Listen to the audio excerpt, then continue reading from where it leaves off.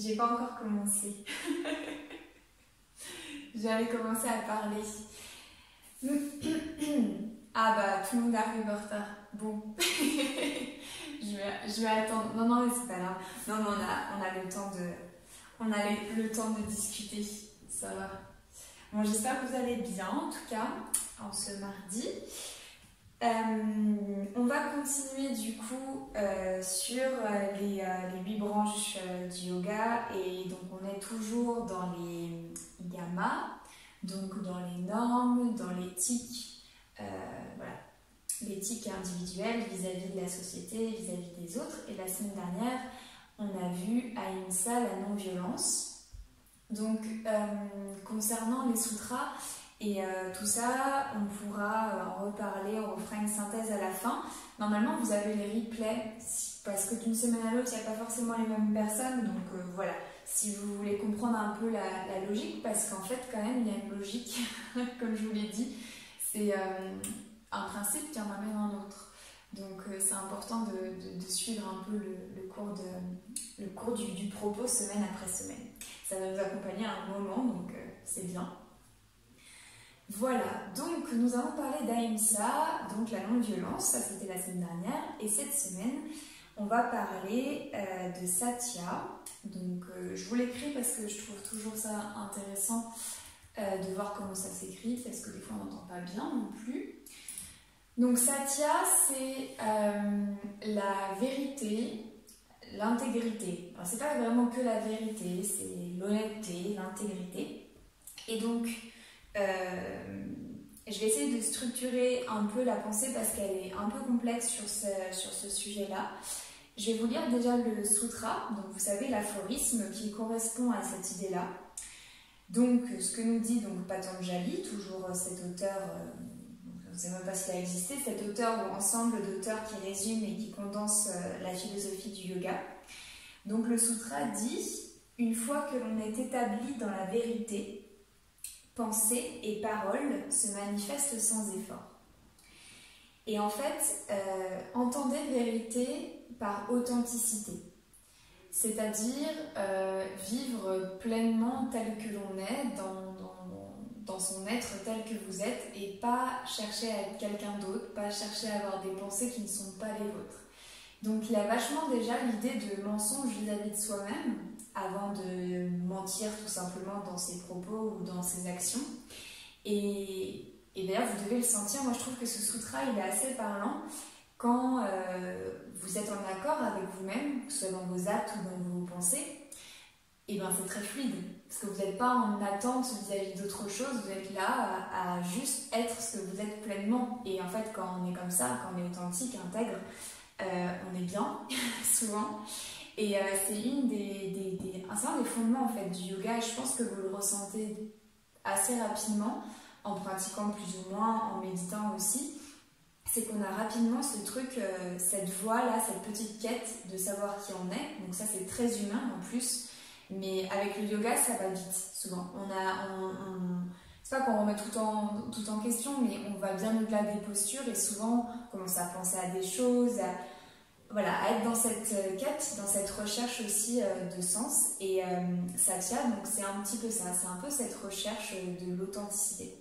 Donc c'est ce que je voulais vous dire déjà de 1. Se manifeste sans quoi? Je sais pas ce que je me souviens déjà plus de ce que j'ai dit. Si tu peux me réécrire la question, c'est cool. Parce que du coup, j'ai pas la fin de la phrase. Se manifeste sans quoi?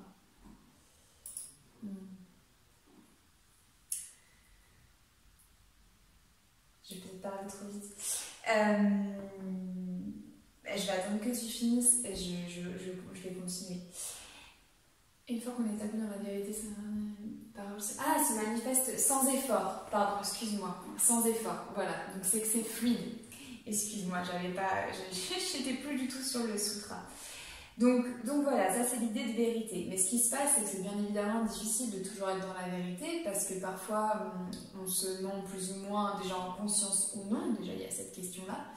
Et en plus, il y a aussi un peu parfois on a notre intérêt personnel qui est plus fort, une envie de pouvoir, une envie de profit personnel vis-à-vis d'une situation, ce qui fait qu'on est relativement dans le mensonge. Donc ce qu'on nous demande aussi avec Satya, avec l'intégrité, l'authenticité, c'est de regarder les choses telles qu'elles sont et d'avoir le courage, il y a aussi une énorme notion de courage dans tout ça, de regarder la situation, nos paroles, nos actes tels qu'ils sont. Et de ne pas se conformer à ce que les autres et ce que la société veulent de nous, si ce n'est pas nous. Et ça, je trouve que c'est quelque chose d'assez parlant, je pense, qu'on soit yogi ou pas yogi, qu'on a tous fait des choses qui ne nous ressemblaient pas à un moment de notre vie, parce que c'est ce qu'on attendait de nous-mêmes. Et ça, c'est pas vraiment facile au quotidien à gérer, parce qu'on a toutes ces normes autour de nous, etc. Et pourtant, le yoga ne dit pas non mais soyez tous hyper individualistes, à répondre qu'à vos besoins et pas ceux des autres, etc. C'est pas ça, on n'est pas sur cette notion-là. Bien évidemment, on cherche l'harmonie et je vous expliquerai un petit peu plus après comment justement rechercher cette vérité. Mais bon, le fait est quand même que du coup, comment faire pour à la fois être soi-même et en même temps respecter une sorte de cohésion générale et que ce soit pas chacun à son propre intérêt. Donc c'est pour ça qu'on avait Ahimsa avant, je reprends le fil de mon propos, c'est que en fait on veut témoigner une vérité qui soit avec sensibilité et bienveillance. Qu'est-ce que ça veut dire? Ça veut dire que ce n'est pas dites tout le temps la vérité. Donc là, je parle de la vérité en soi, il faut l'avoir, faut pas se mentir à soi-même. Mais par exemple, vous allez être dans une situation, je sais pas, où ça ferait plus de mal de dire la vérité que de se taire. Ça arrive. On a tous été confrontés à ça une fois dans notre vie. Et en fait, le yoga considère qu'il faut dire, dans tous les cas. Et bien évidemment, il y a des manières de dire. Et on sait qu'on peut finir par blesser l'autre. Et donc, dans chaque recherche de dire la vérité ou d'agir avec vérité, il faut que vous analysiez, il faut qu'on analyse, je dis vous mais nous, l'intention derrière ça. Est-ce que mon intention, elle est de vivre en harmonie avec la personne? Donc du coup, de lui dire quelque chose qui certes peut la blesser sur le coup, mais finalement c'est pour rendre la relation plus cohérente. Par exemple, il peut y avoir cette notion-là. Ou est-ce que vraiment c'est un intérêt propre? Oui, je vais lui dire quelque chose, mais finalement c'est pour le blesser, puis ça m'arrange bien à la fin parce que voilà, j'ai un intérêt quelconque à ce que je lui dise la vérité. Et ça nous demande en fait de questionner vraiment nos intentions derrière chaque vérité à dire ou chaque acte. Donc ça, je trouve que c'est intéressant aussi parce que parfois on est sous le coup d'une émotion ou quoi que ce soit, on a du mal à jauger. Pourquoi je veux lui dire absolument la vérité? Est-ce que c'est pour me libérer, mais est-ce que vraiment ça ne va pas faire du mal? Donc moi, mon professeur indien qui nous a fait étudier la philosophie, il nous disait d'observer la force émotionnelle de l'autre.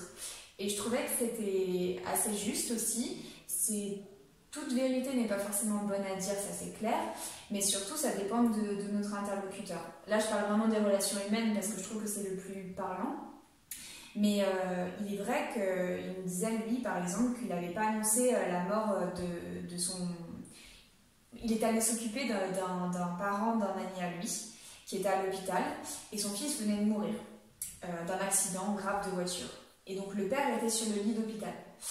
Donc bien évidemment, vous voyez la situation, le père est malade, il vit peut-être ses dernières semaines, etc. Et son fils venait de mourir dans un accident grave. Il ne lui a pas dit. Et justement, ça l'a vachement interrogé sur cette notion de satya, de vérité. Il se disait, mais est-ce que vraiment, là, je le dis pas? Et en fait, il ne lui a pas dit. Et il nous a dit, j'ai pas la réponse, est-ce que c'était vraiment bien ou pas bien? Il me dit, j'ai été confrontée à cette chose-là. Il me fait, mais pour moi, la personne n'avait pas la force physique ni la force émotionnelle d'accepter cette nouvelle à ce moment-là. On n'est pas là pour juger, mais vous voyez, ça donne un exemple concret aussi de situations dans la vie dans lesquelles on se retrouve face à cette notion de vérité. Donc ce que nous dit le yoga et ce que nous disent après les commentaires de ce sutra, c'est que déjà pour observer la vérité, il n'y a rien de mieux que son propre corps. Pourquoi? Parce que votre corps, c'est un peu votre biographie en termes de biologie. C'est que tout ce que vous avez vécu, toutes les émotions, tout ça, vous le savez, ça reste à l'intérieur. Et donc souvent, quand il y a quelque chose qui n'a pas été digéré, quand il y a quelque chose qui n'a pas été dit, quelque chose sur lequel on n'est pas clair, donc ni authentique ni intègre, ça reste. Et donc, quand vous vous sentez bien, pas bien, pardon, quand il y a un truc dans la semaine qui fait que voilà, vous ne savez pas trop, regardez aussi comment ça se passe dans le corps. Et ça déjà, ça peut être très très bien. Donc c'est pour ça que méditer, que faire du yin, tout ça, ça se met, enfin ça vous laisse de l'espace pour réfléchir aussi à tout ça et le vivre corporellement. Et aussi quand on revient dans le corps et qu'on laisse un petit peu ce mental de côté progressivement, plus ou moins, c'est difficile, il y a cette petite intuition qui peut parfois être là, par un rêve, par une voix qui va être présente sur quelque chose qui revient, ou un sentiment. Vous ne savez pas trop pourquoi, vous n'avez pas la réponse, mais vous sentez que ça va être comme ça. Ben ça, souvent, c'est quand même un peu l'essence, l'origine aussi de votre vérité intérieure. Et ça, c'est vrai que c'est difficile. Il y a des périodes où on n'a plus du tout ce côté intuitif, parce qu'on est à fond dans le mental, parce qu'on n'arrive pas du tout à ressentir ça. Et puis il y a des moments où on se connecte plus, parce que justement on est plus apaisé, parce qu'on prend plus de temps pour soi, etc. Donc peut-être c'est ça aussi à favoriser dans nos vies, de l'espace pour l'intuition. C'est plus facile à dire qu'à faire, mais bon, voilà, on a aussi cette idée-là. Et la dernière chose que je voulais vous dire, je vous l'ai déjà un peu dit, c'est est-ce que toute vérité était bonne à dire? Donc oui et non. Mais en tout cas, d'interroger. Et ça, vous pouvez déjà dès à présent le faire. Un des exercices qui est aussi possible de faire, c'est de prendre un problème actuel que l'on a, quelque chose qu'on n'arrive pas à se dire à soi-même ou à l'autre, voilà, ça peut être soit l'un soit l'autre, et se dire, voilà, est-ce que vraiment face à cette situation qui m'enquiquine en ce moment, est-ce que je suis dans mes baskets, quoi? Est-ce que je suis, c'est ça, hein, est-ce que je suis bien dans mes baskets, est-ce que je suis droit dedans ou non? Et sinon, pourquoi? Et en fait, sans dire de trop se fader au cerveau, juste prendre quelques instants et se poser véritablement. Donc ça demande une force de courage, on n'a pas toujours envie d'avoir cette réponse, parce qu'il y a ça aussi, la vérité, on ne veut pas toujours l'entendre nous-mêmes, et ça c'est compliqué. Et dans le yoga, ce qu'on nous dit, dans Satya, ce qu'on nous dit, c'est, certes, ta vérité n'est pas facile à dire, mais celle à accueillir non plus. Et l'enjeu, en fait, c'est d'être à la fois intègre pour que les autres aussi soient intègres avec nous. C'est ça qui est un peu difficile. C'est vraiment un degré assez subtil aussi à franchir dans cette étape de chemin vers soi.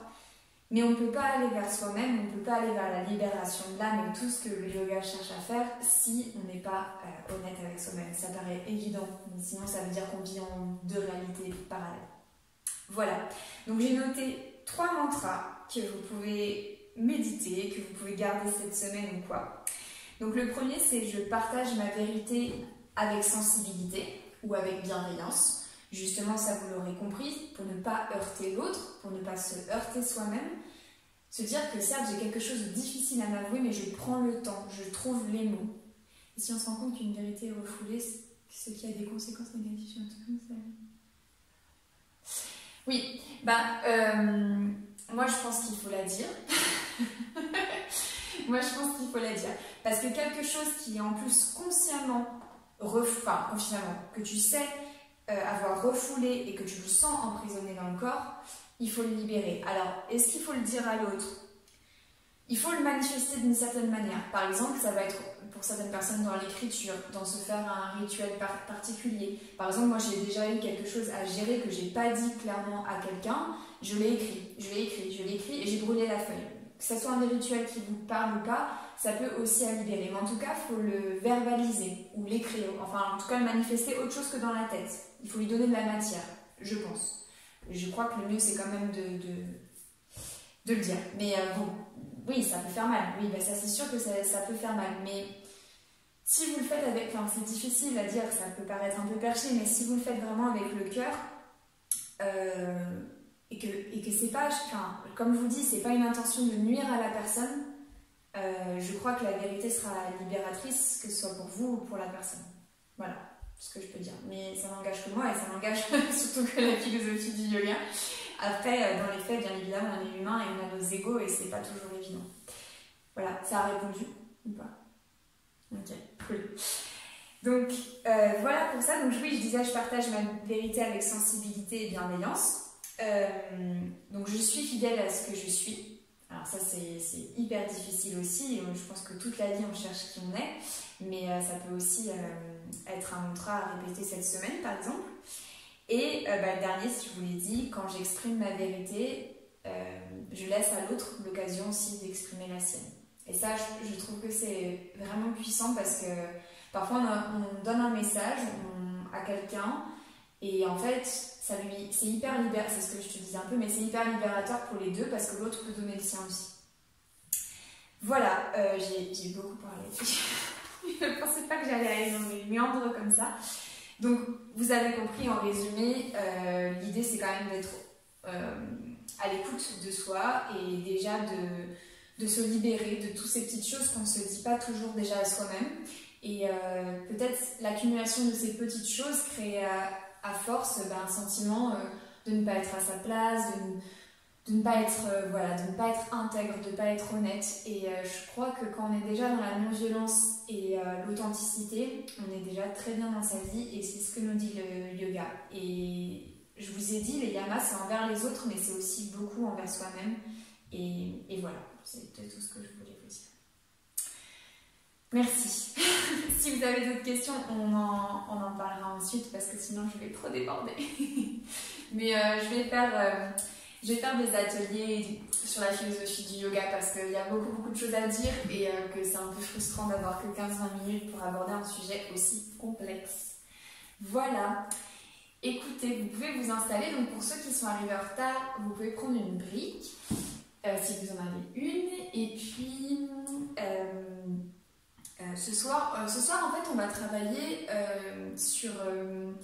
pas sur quelque chose de très spécifique, on va travailler sur un peu les guerriers, on va les revoir parce que j'ai vu des choses dans les salutations qui n'allaient pas super...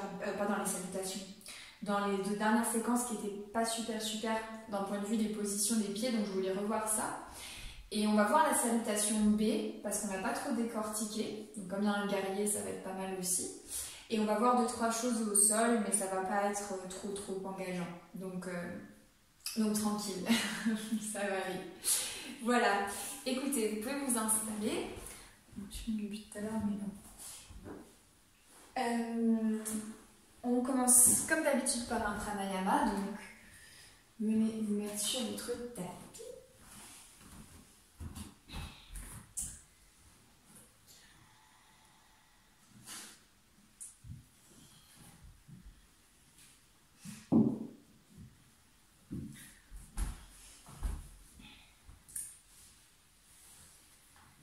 Installez-vous confortablement.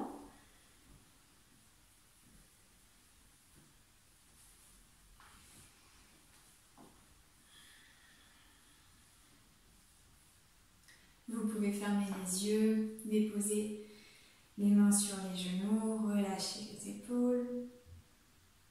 Rentrez légèrement le menton pour allonger bien la nuque.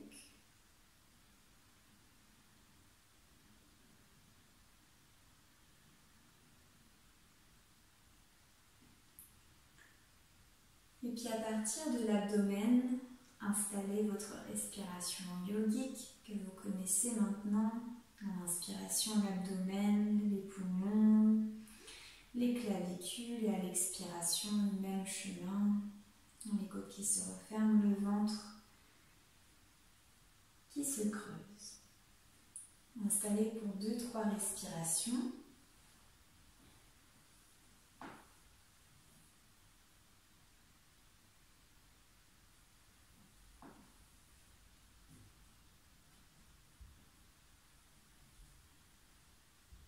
Et puis vous allez chercher à allonger. Je vais vous accompagner dans ces respirations où on allonge chaque inspire et chaque expiration.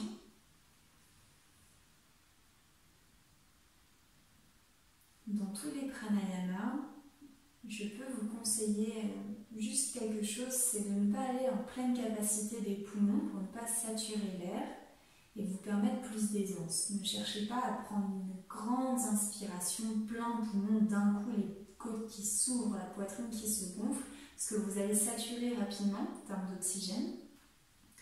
Donc allez sur vraiment toutes petites inspirations et toutes petites expirations. Vous ralentissez.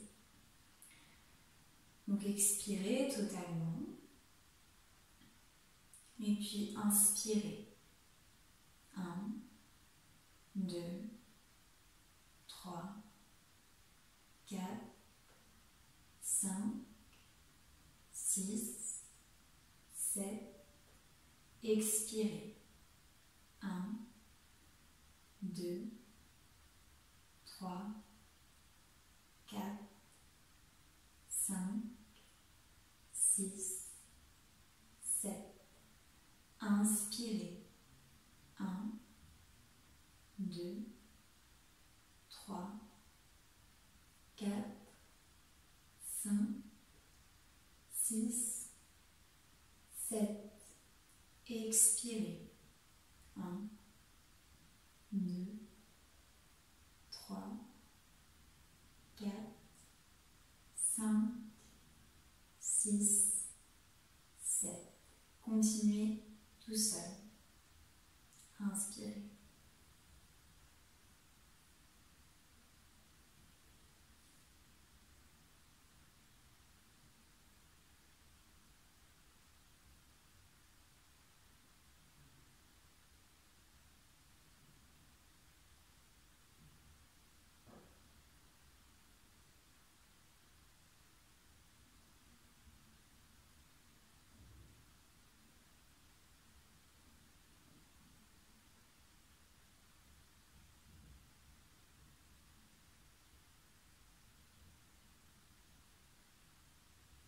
Et puis vous allez totalement expirer. Relâchez le ventre. Puis vous allez inspirer avec moi, allez-y. Et bloquez la respiration.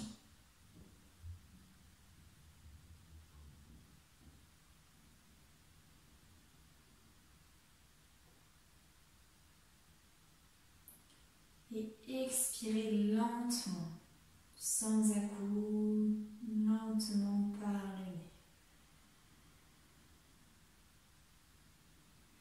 On refait une fois. Inspirez, plein poumon. Bloquez.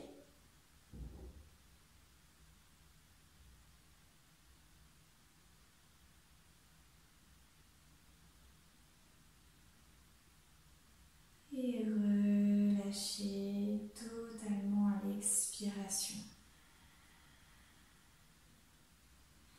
Venez poser les mains à l'avant.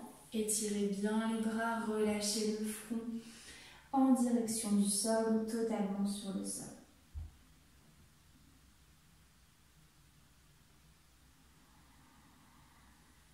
Respirez profondément ici, 3 cycles.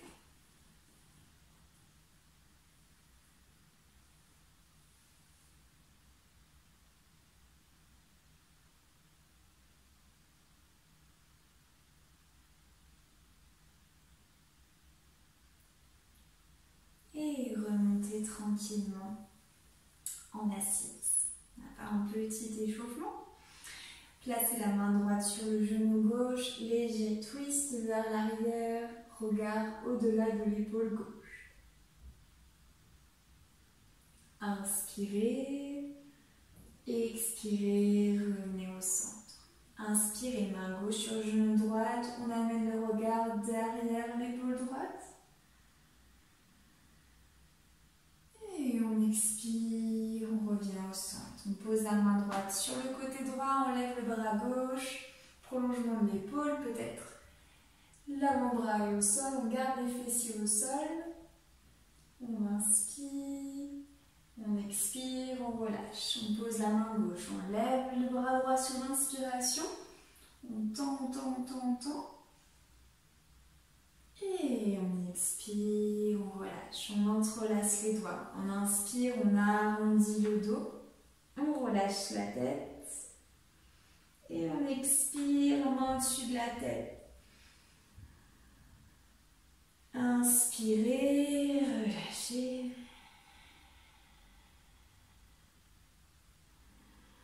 Et montez. Et relâche. Très bien. Vous pouvez passer dans la posture de la table juste quelques instants. Crochetez bien les orteils, levez les genoux du sol et inspirez, regardez entre les mains et marchez tranquillement. Croisez une cheville puis l'autre devant jusqu'à avoir les deux pieds de chaque côté des mains. Pliez les genoux, regardez devant vous, allongez le dos avec les genoux pliés. Inspirez, expirez, relâchez la tête. Et inspirez, vous allez amener les mains au-dessus de la tête pour vous redresser. Amenez le regard vers le plafond. Grandissez-vous. Et expirez, relâchez. Très bien. Vous allez faire vos 4 salutations au soleil A. Donc à votre rythme, j'en guide une et puis après, vous faites comme vous pouvez. Je vais essayer quand même de continuer avec vous. Donc vous venez à l'avant de votre tapis, tranquillement. On fait la salutation Vinyasa. Inspirez, main au-dessus de la tête, grandissez-vous, regardez vos pouces. Expirez, plongez le buste vers l'avant, relâchez la tête, pliez les genoux. Inspirez, dos plat. Expirez, pied droit, pied gauche, planche et on plie les coudes. Chaturanga, on regarde devant soi. Inspirez, levez le pubis du sol, les bras bien tendus. Et expirez, on monte le bassin vers le plafond pour le chien tête en bas. 4 respirations. Tendez bien les bras. Genoux pliés pour allonger le dos, si le dos n'arrive pas à s'allonger.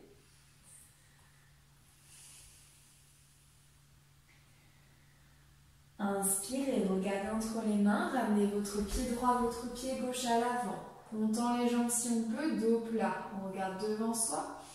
On expire, front vers les genoux, on plie les jambes s'il faut. On inspire, on relève les mains au-dessus de la tête, on accompagne le regard. Et on expire, bras parallèles. Continuez. Inspirez, levez les bras au-dessus de la tête.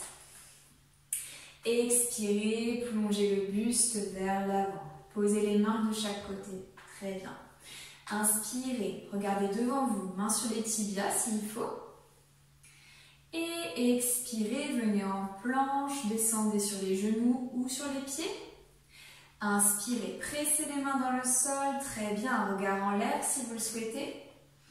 Expirez, Adho Mukha. De nouveau, 4 respirations. Très bien.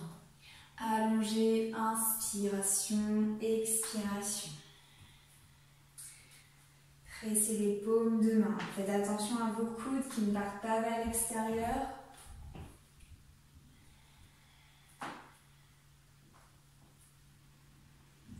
Inspirez, regardez entre vos mains, ramenez pied droit, pied gauche.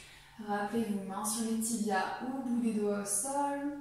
Expirez, front vers les genoux. Inspirez, redressez-vous, les bras au-dessus de la tête. Et expirez, relâchez. Dernière, inspirez, main au-dessus de la tête. Expirez, plongez le buste. Inspirez, redressez-vous. Et expirez. Planche pour Chaturanga, on descend les coudes serrés. Inspirez, Urdhva Mukha, regardez devant vous. Et expirez, Adho Mukha, chien tête en bas. De nouveau, 4 respirations. Rappelez-vous que c'est les pieds qui vous ajustez. Évitez d'ajuster les mains dans le chien tête en bas. Dans le sens si vous devez éloigner les pieds, que vous sentez que l'écart est trop petit ou trop grand. Essayez de jouer avec les pieds. Inspirez, regardez entre vos mains, ramenez pied droit, pied gauche, dos plat à l'avant du tapis. Expirez, front vers les genoux. Inspirez, redressez les mains au-dessus de la tête, regardez vos pouces. Expirez, bras parallèles. Relâchez. Vous pouvez fermer les yeux, prendre une inspiration et une expiration tranquille. Super. Et on va passer à Surya Namaskar B. Donc, la salutation au soleil B. Donc c'est assez proche, mais on va la revoir ensemble une fois. Vous pouvez la pratiquer avec moi une fois ou complètement la regarder, c'est comme vous voulez.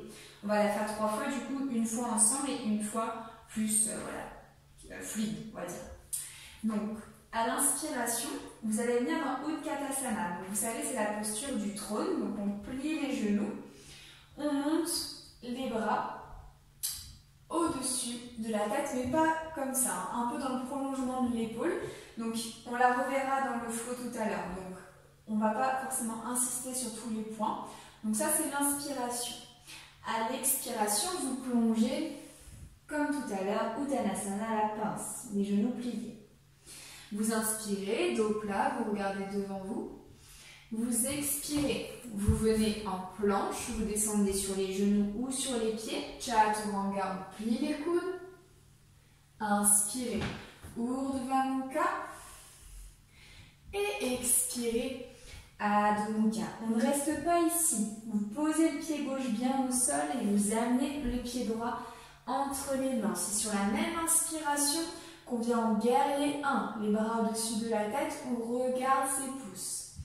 Et on expire, on repose les mains de chaque côté du pied. On vient en planche, on descend en Chaturanga. On inspire, Urdhva Mukha, chien tête en haut. Et on expire, chien tête en bas. C'est pareil, pied droit se pose, pied gauche entre les mains. Même inspiration, guerrier de l'autre côté. Et expiration, on pose les mains de chaque côté du pied gauche et on descend en Chaturanga. On inspire, Urdhva Mukha, chien tête en haut. Et on expire, chien tête en bas. Et ici, on reste 4 respirations. Inspirez. Donc cette salutation, elle est vraiment beaucoup plus difficile.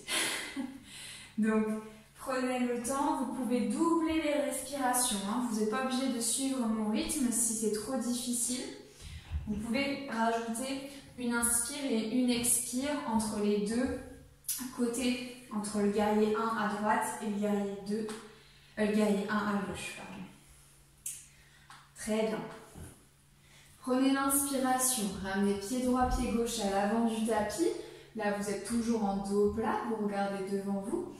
Expirez, front vers les genoux. À l'inspiration, vous pliez les jambes pour revenir dans la posture de Utkatasana. Et expirez, tendez les jambes, baissez les bras. C'est tout bon? Est-ce que c'est clair? Ouais, super. Ok. Bon, on va la refaire une fois, pas deux, parce que j'avoue quand même que ça chauffe. Et puis comme après on a encore les guerriers, une fois c'est bien. Comme ça, vous prenez vraiment la bonne base et puis petit à petit dans nos vinyasa, surtout au début, on va mettre plus de sun B, donc de salutation B que de salutation A. Bon, on va faire ça petit à petit.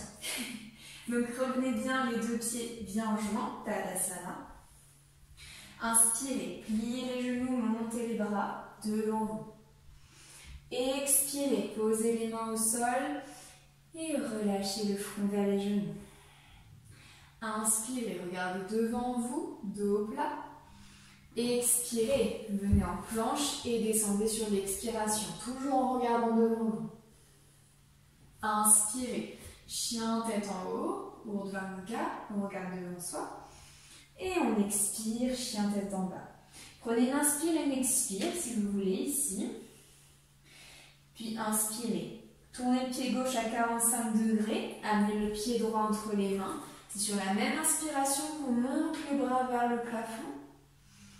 Et on expire, on pose les mains au sol, on vient en planche, on descend en Chaturanga. Inspirez, Urdhva Mukha. Et expirez, Adho Mukha. Inspirez et expirez ici.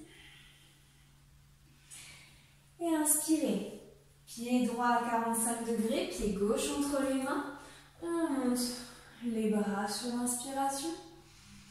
On expire, on pose les mains au sol, on descend, Chaturanga.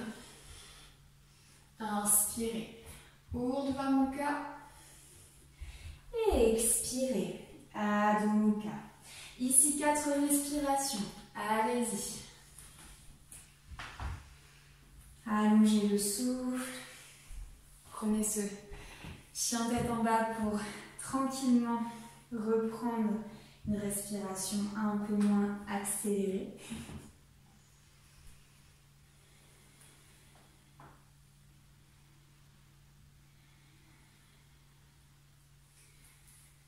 Très bien. Inspirez, amenez pied droit et pied gauche à l'avant du tapis, dos plat. Expirez, front vers les genoux. Inspirez, pliez les jambes, revenez dans votre Katasana. Et expirez, bras parallèles. De nouveau, on inspire, levez les bras au-dessus au-dessus de la tête, pardon. Expirez, venez, front vers les genoux. Inspirez, dos plat. Et expirez, venez cette fois-ci dans un chien tête en bas tout de suite. Posez les genoux au sol et posez le front sur le sol en gardant les fessiers. On vient dans une petite variation de Anatasana. Vous pouvez attraper avec vos mains les coudes et relâcher ici le front sur le sol. Simplement pour relâcher quelques instants. Tranquillement.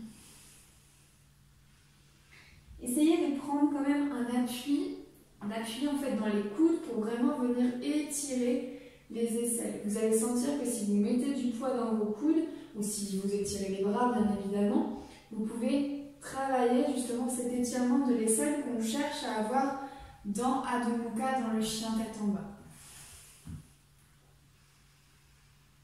Très bien.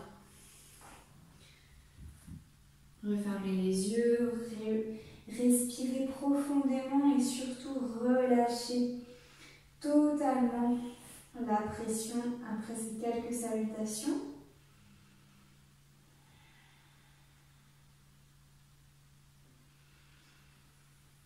Très bien. Et puis, vous pouvez reprendre appui doucement sur les mains. Crochetez les orteils, mettez-vous en appui sur les orteils, levez les genoux et de nouveau chien tête en bas. Et on va commencer notre série des guerriers. Donc on va prendre le temps de bien les installer. Donc, on va commencer sur le côté droit, le guerrier 1. Donc le pied gauche, il va tourner à 45 degrés ou à 90 degrés. Moi je vous conseille plutôt 45 degrés. Donc le pied continue à pointer en direction de l'avant du tapis. Vous allez amener votre pied droit entre les mains. Ok. Vous pouvez déjà vous relever ici. Je vais vous donner toutes les indications, comme ça vous allez pouvoir bien vous installer. Donc dans le guerrier 1, ce qui est important, c'est donc les deux hanches qui regardent à l'avant du tapis. On ne tourne pas les hanches sur le côté, c'est pas un guerrier 2. On a vraiment les deux hanches bien face. Le pied gauche, il est donc soit à 45 degrés, soit à 90. Le problème, c'est si vous l'ouvrez à 90, c'est plus difficile d'avoir la rotation des hanches vers l'avant. Donc c'est à vous de voir, il y a les deux possibilités. Moi, je conseille quand même plutôt à 45 degrés. Mais ici, ça ne se plie pas. La jambe, elle est bien tendue et le fémur, il est vers l'intérieur. La cuisse, elle est vers l'intérieur. Donc, il faut vraiment bien vous positionner comme ça. Ensuite, le guerrier 1, c'est pas ça. C'est pas la jambe ici. C'est vraiment la jambe à 90 degrés. Donc, il faut arriver à descendre. Alors ça, ça va mettre du temps. On ne va pas y arriver du jour au lendemain. Mais il faudra réussir progressivement à descendre la cuisse droite bien parallèle et le genou même ligne que votre cheville. Ok. Ça, c'est les indications jambes. Après, on a les indications bras. Donc, on évite d'avoir la poitrine à l'avant, les fesses vers l'arrière, comme ça, comme on voit des fois. Il faut rentrer le nombril, ne pas trop être cambré, rentrer le nombril et monter les bras au-dessus de la tête. Ici, pour une fois, vraiment, les bras peuvent être collés aux oreilles et vous pouvez regarder vos pouces, les bras bien tendus. quand vous vous sentez installé, la seule indication que vous pouvez continuer à avoir en tête, c'est je baisse cette cuisse parallèle au sol et j'ancre mon pied arrière bien dans le tapis. Il faut vraiment sentir toute la voûte plantaire. Très bien. Rentrez bien le nombril, évitez de trop avoir la poitrine vers l'avant. Si c'est trop difficile pour les cervicales, vous pouvez regarder vers l'avant et ne pas amener le regard vers le ciel. Très très bien. Encore 2 respirations. Continuez à engager la jambe arrière bien tendue, la jambe avant se plie. Inspirez et expirez. Ramenez les 2 mains de chaque côté du pied droit et relâchez en chien tête en bas. Inspirez. Amenez cette fois-ci le pied gauche entre les mains. Posez le pied droit à 45 degrés. Essayez d'avoir les 2 pieds sur la même ligne, à peu près talon-talon. Et montez tranquillement. On peut l'installer en plusieurs fois ici, comme tout à l'heure. Faites attention aux hanches vers l'avant. Tendez bien cette jambe arrière. Vous faites un peu cette cuisse-là, la prendre et la fermer. N'hésitez pas vraiment à décortiquer avec votre propre corps, parce que vraiment, c'est qu'en prenant compte vraiment des indications, en repositionnant, en se disant tiens, mon pied il est bien, machin, qu'on arrive à installer sa posture. Ici, il faudra couler vraiment la hanche le plus possible à terme. Mais c'est vrai qu'il y a cette tendance à vouloir aller vers l'avant. Donc, allez un peu moins bas, mais assurez-vous de rentrer le ventre à l'intérieur, les épaules de face, et inspirez de nouveau, tendez les bras vers le plafond. Apportez le regard au niveau des pouces ou des poignets.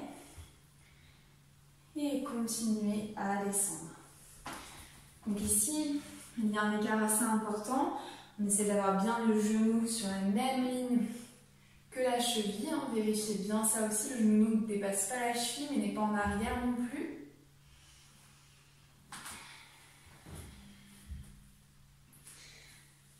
Encore 3 respirations.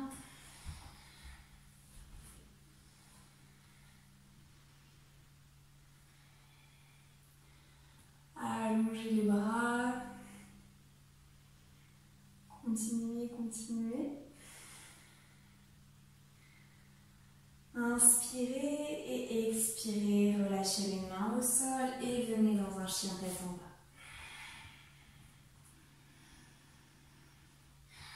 2 respirations profondes ici.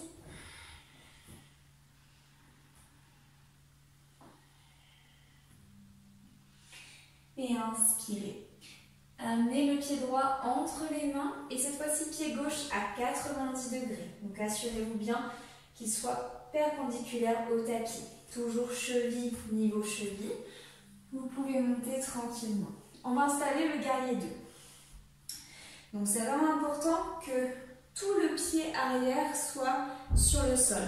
Souvent on voit la tranche latérale qui se soulève un peu.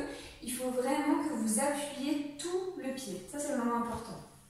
Ensuite, vous savez, donc ici, le buste va être du côté gauche, vraiment totalement. Il y a un twist. Donc, on ne doit vraiment pas avoir la poitrine vers l'avant, mais tourner.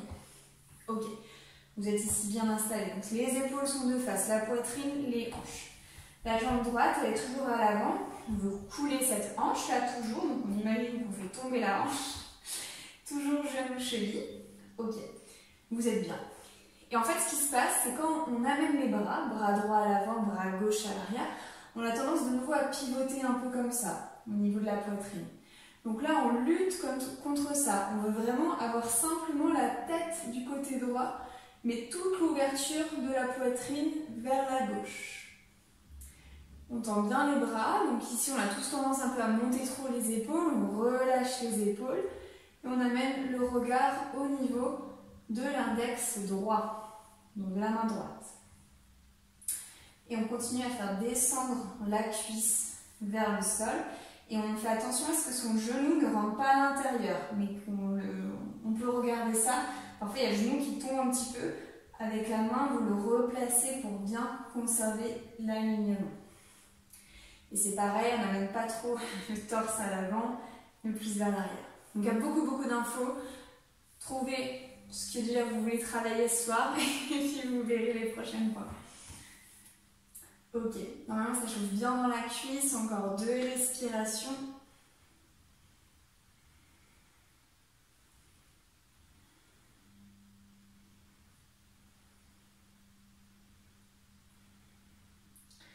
Inspirez.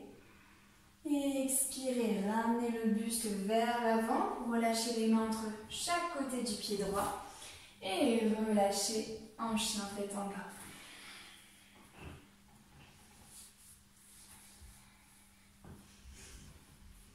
Vous allez faire la même chose de l'autre côté. Inspirez, tournez d'abord le pied droit, puis amenez le pied gauche entre les mains. Positionnez bien vos 2 pieds, bien à plat. Et montez tranquillement le buste. Tournez de nouveau les épaules, le ventre, la poitrine sur le côté. Et simplement la tête part du côté gauche, bras gauche à l'avant, bras droit à l'arrière. Et on descend. Il y a un grand écart quand même dans le guerrier 2 pour avoir, ça dépend de votre taille bien évidemment, mais pour avoir cette cuisse bien parallèle au sol et la jambe arrière bien tendue, quand même un écart assez important. On évite de faire ce que j'appelle le Superman, vers l'avant. On lutte aussi contre ça en essayant de ramener le buste plus vers l'arrière. Donc à la fois cette rotation et cette intention d'aller vers l'arrière plus. Très bien. Regardez votre index de la main gauche. Et respirez. Donc des postures de force, hein, c'est vraiment les postures qui ont été justement créées pour les guerriers du Maharaja. Donc c'est pas qu'une histoire de mythologie, c'est vraiment des postures assez engageantes physiquement. Inspirez et expirez. Relâchez les 2 mains à l'avant du tapis et venez dans un chien tête en bas. Prenez quelques respirations ici, pliez les genoux si vous en avez le besoin.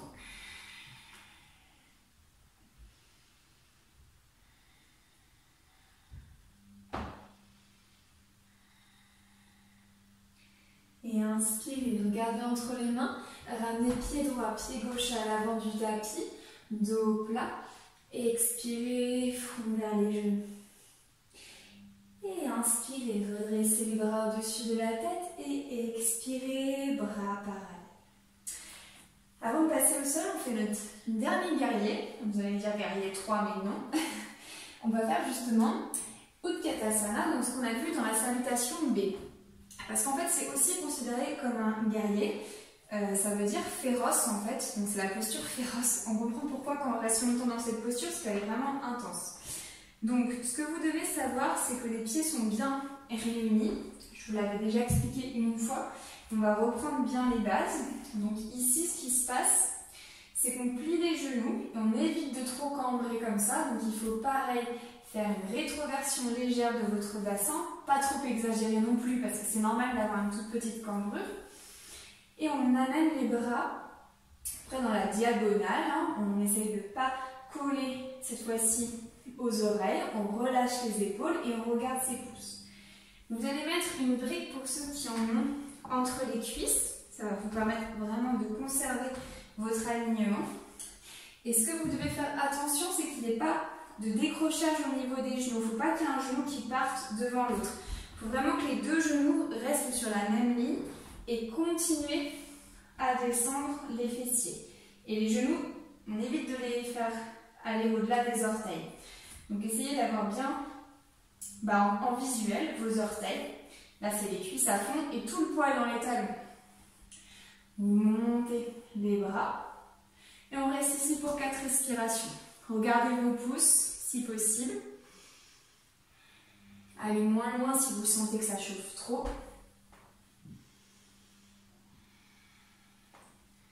Continuez à essayer de descendre les fessiers un peu plus.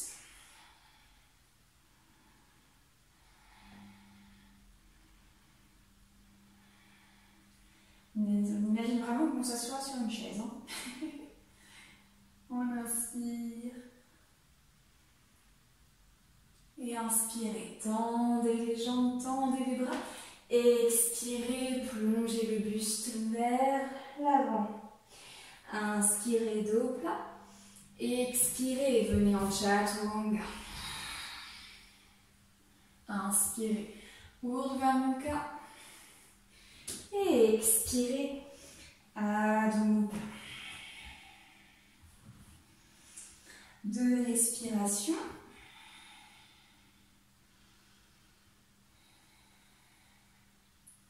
Inspirez, gardez entre les mains.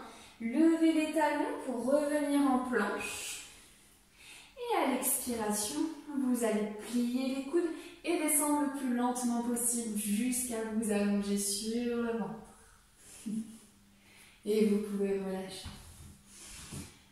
Venez allonger les coudes sur chaque côté pour la posture du crocodile. Relâchez la tête sur les mains. On va faire juste une petite séquence un peu plus ludique pour travailler sur les flexions arrière, pour les épaules notamment, et aussi pour l'inclinaison du dos, pour votre flexion arrière au niveau du dos, donc votre cambrure. C'est une petite variation de la posture de la sauterelle. Donc à l'inspiration, vous pouvez regarder, vous allez lever la jambe droite et venir ouvrir la jambe droite sur le côté sans baisser le pied droit au sol. Donc vous passez sur le côté et vous levez la jambe droite. Très bien. Et vous restez ici pour 4 respirations. Donc les 2 jambes sont bien tendues, la jambe droite est surélevée du sol. Plus vous allez être sur la hanche, donc plus vous allez chercher à tourner encore plus vers l'arrière, plus ça va être intense pour le dos. Très bien. Encore 2 respirations.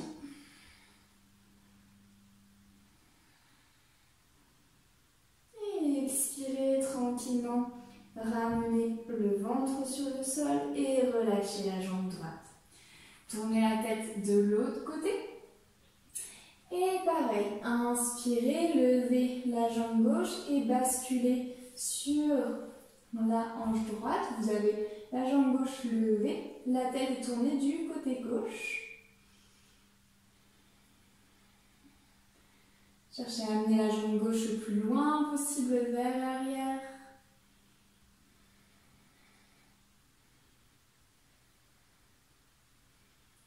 Inspirez. Et expirez, revenez au centre. On va le refaire de chaque côté avec une autre petite modification. Donc de nouveau, tournez la tête du côté droit. Inspirez, levez la jambe droite. Basculez sur la hanche. Et venez attraper avec la main droite le pied droit. Il faut bien plier la jambe. Hein. Très bien. Si ce n'est pas accessible, vous pliez juste le genou sans chercher le pied droit. Et ici, on vient un peu comme dans la posture de l'arc. Donc, vous tendez bien le bras droit et vous cherchez à projeter la poitrine vers l'avant. Inspirez. Et expirez. Inspirez. À l'expiration, lâchez la main. Venez de nouveau tendre la jambe et revenez tranquillement sur le ventre.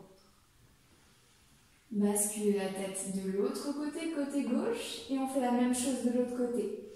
On inspire, on lève la jambe gauche, on passe sur la hanche droite, on passe sur le côté, pliez le genou gauche avec la main gauche, cherchez à attraper peut-être le pied gauche. Si ce n'est pas possible, vous laissez la main où elle est et vous restez juste le genou plié en continuant à chercher à amener le plus loin possible le pied vers l'arrière. Sinon, vous essayez de ne pas garder le pied proche des fessiers, de l'amener à l'arrière en le tenant bien, le bras gauche tendu.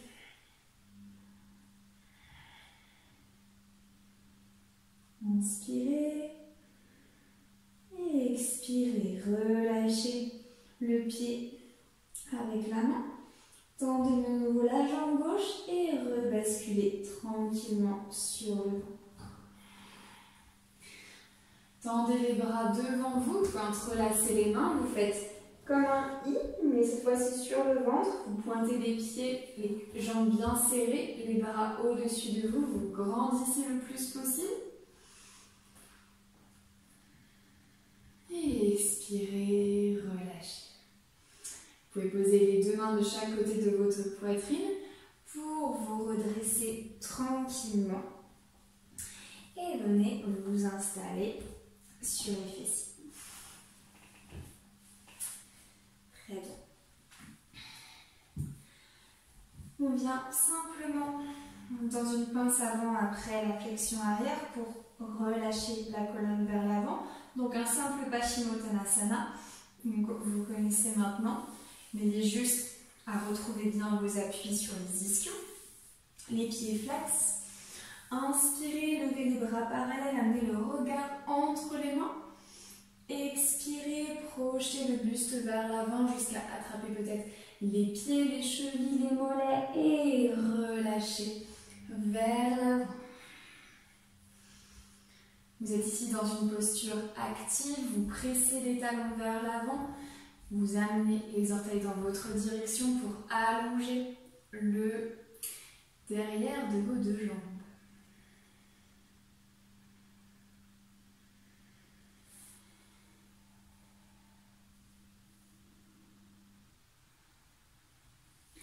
Pliez bien les genoux si vous sentez trop d'intensité à l'arrière des genoux.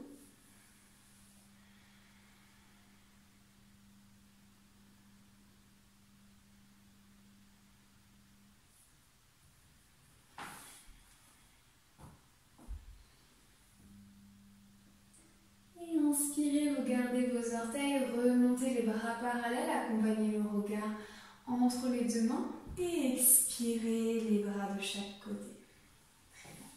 Vous venez plier les deux genoux, amener les bras devant vous et à l'expiration, vous allez enrouler la colonne pour relâcher le dos sur le sol. Allez-y lentement, gardez les pieds au sol pour travailler aussi le centre. Et relâchez. Si c'est le premier jour de vos règles, vous venez dans Supta Baddha Konasana, les pieds joints, les genoux de chaque côté, vous relâchez. Je dis premier jour de règles, mais c'est les 3-4 premiers jours. Si vous êtes habitué à pratiquer des inversions et que vous êtes sur la fin de vos menstruations, c'est ok.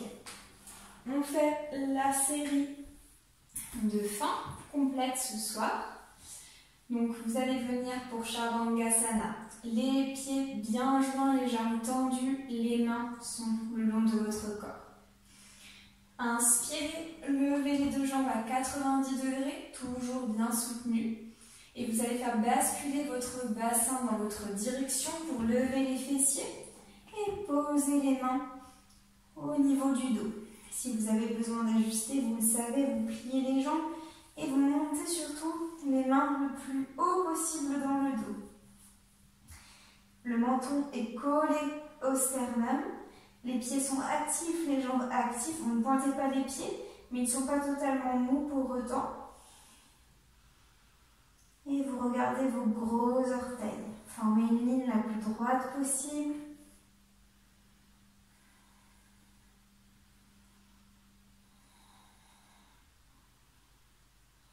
Évitez d'avoir les pieds qui partent vers l'extérieur. Les cuisses sont rentrées légèrement vers l'intérieur.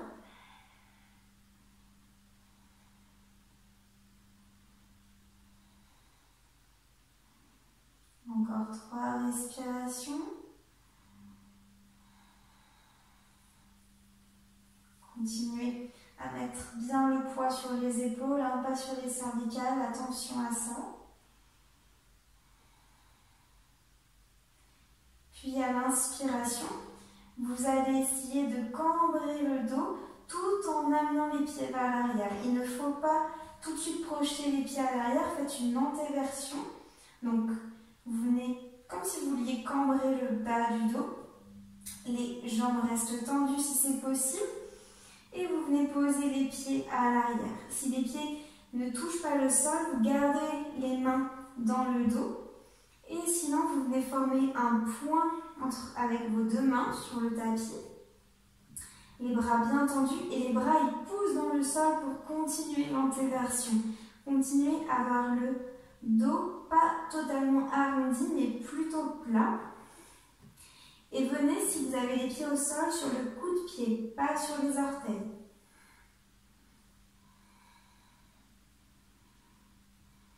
Les bras sont actifs.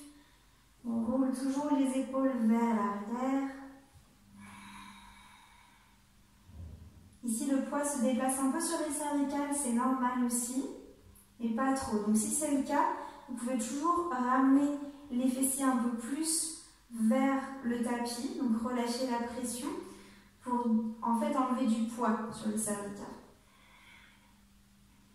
Vous regardez entre vos deux cuisses, vous continuez à activer les bras, activer les jambes. 3 respirations.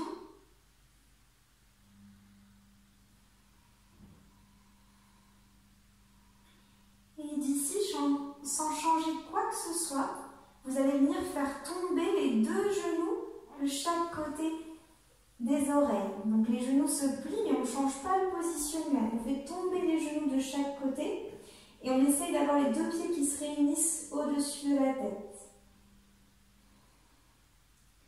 Ici, c'est Karnapidasana. C'est une variation un peu plus avancée. Essayez vraiment de coller les genoux contre les oreilles et de former la plus petite boîte possible.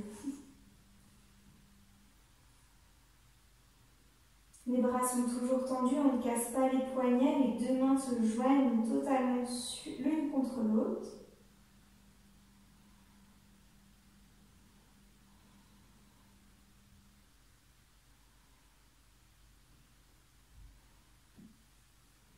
Encore 2 respirations. Et puis tranquillement, ramenez pour tout le monde les mains dans le dos. Et puis les genoux restent pliés. Vous allez accompagner la descente du dos vers le sol. Toujours, vous le savez, tranquillement, vertèbre par vertèbre. Attention à la descente. Accompagnez les mains de chaque côté des hanches pour relâcher le dos. Tranquillement, tranquillement, tranquillement. Il ne doit pas avoir d'à-coups et la tête ne doit pas se surélever. Vous pouvez venir étendre les jambes, de nouveau étendre les bras au-dessus de la tête, former un I, vous tendez le plus possible, vous gagnez 10 cm. Inspirez et expirez. Venez attraper le genou droit, gardez la jambe gauche tendue. Et une dernière torsion, puisque l'on n'a pas fait, pour équilibrer le corps. Avec la main gauche, vous faites projeter votre genou droit du côté gauche. La jambe gauche reste tendue au sol. Et vous venez ouvrir le bras droit sur le côté droit et amener la tête à droite. Vous êtes en torsion, donc genou droit plié à gauche et tête qui part sur le côté droit.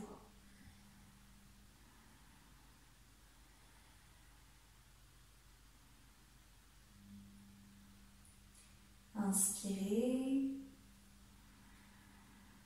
expirez, revenez tranquillement au centre, vous tendez la jambe droite, vous venez plier la jambe gauche contre la poitrine et vous faites basculer le genou gauche du côté droit, la tête part du côté gauche, bras gauche bien tendu sur le côté, gardez les épaules sur le sol.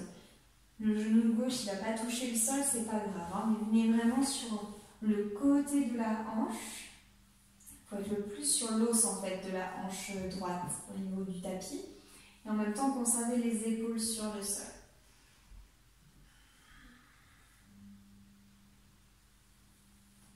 Prenez encore quelques respirations, commencez à rentrer un peu plus à l'intérieur de vous.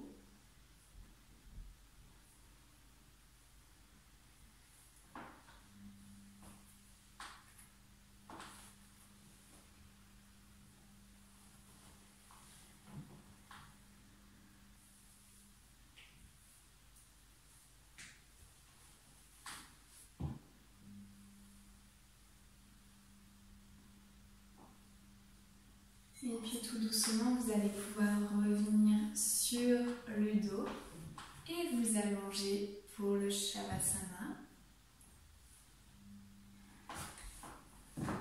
Couvrez-vous, mettez vos chaussettes aussi si vous en avez à proximité, surtout les extrémités, notamment l'hiver. À bien couvrir, c'est important, et évitez d'avoir les pieds qui dépassent de la couverture si vous n'avez pas de chaussettes. C'est important, pas refroidir tout le corps.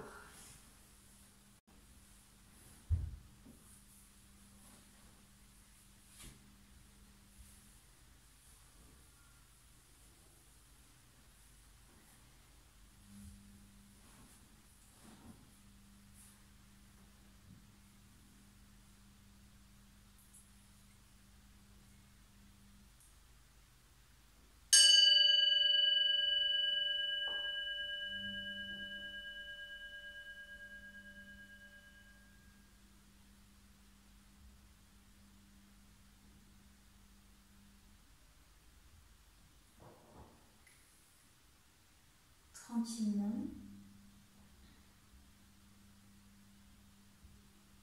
venez poser votre respiration dans l'abdomen. Sans chercher à altérer la respiration, à l'exagérer, ressentez juste cette vague sous le nombril, ce ventre qui gonfle, ce ventre qui se creuse naturellement, sans effort, sans rien chercher.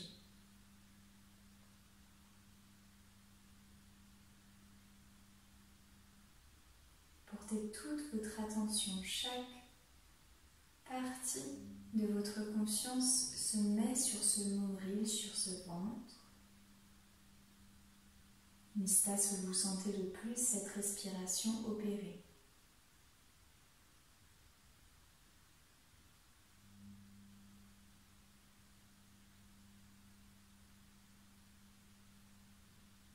Peut-être que le ventre se relâche. Peut-être que vous sentez davantage d'espace au fur et à mesure de ces respirations lentes, de ce ventre, de ce centre relâché.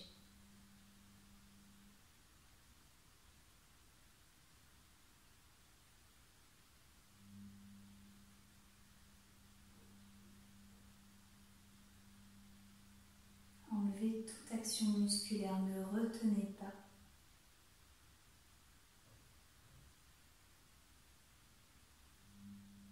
Votre corps sait naturellement ce qu'il doit faire et vous êtes témoin, témointe de cette respiration tranquille qui opère à chaque instant de votre vie, sans que vous cherchiez à faire quoi que ce soit d'autre que d'être ici, à respirer.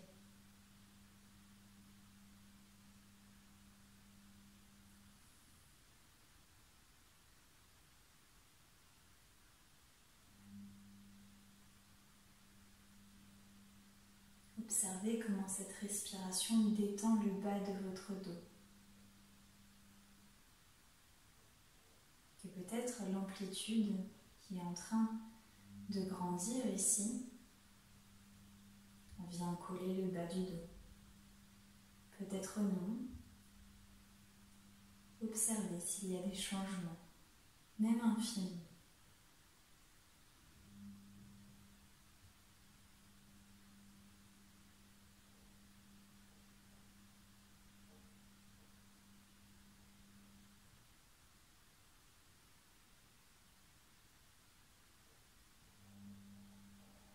L'attention se pose ici sur le ventre, comme notre deuxième cerveau. Le siège de l'intuition, de la créativité, du corps physique, de tout ce qui peut nous permettre d'honorer Satya, la vérité, l'intégrité. De laisser la place à cette partie de nous, cette partie authentique, ce qu'il y a de plus vrai en nous, qui n'est déjà là, qui demande simplement à être écouté, à être observé, à être honoré.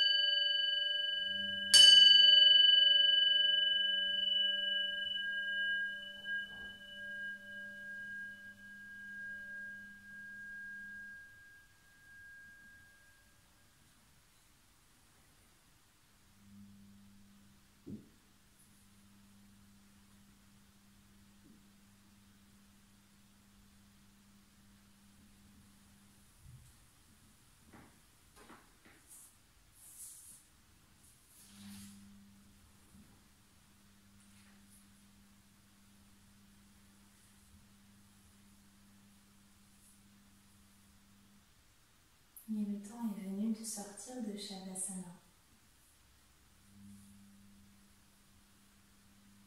Reprenez une respiration un peu plus active. Laissez peut-être les pleins poumons vous aider à revenir dans le corps, de remettre un mouvement, un étirement. Une relation plus active à ce corps, là, étendu, relâché.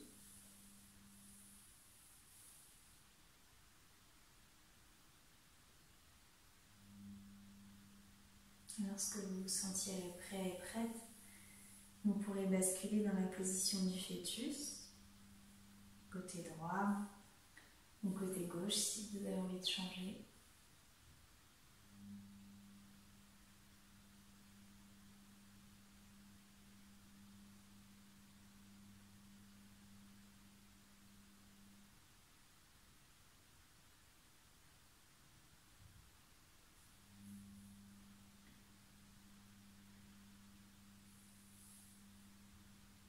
Et puis vous pourrez revenir en posture assise, à fermer les yeux, à relâcher dans la posture que vous choisissez habituellement pour le début et la fin.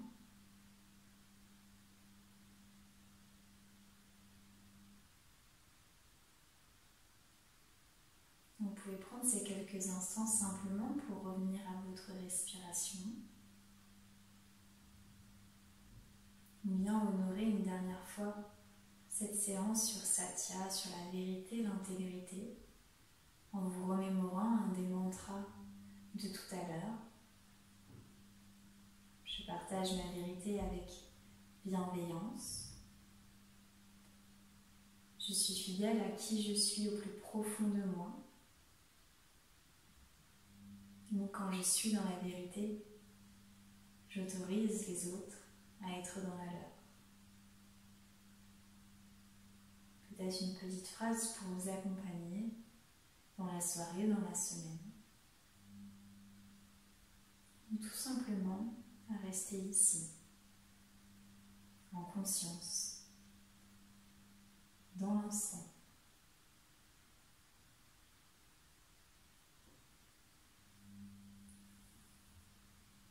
Et puis vous pouvez terminer en portant les mains en namasté au niveau de la poitrine. On va inspirer pour le Om et les 3 chantiers. Inspirez.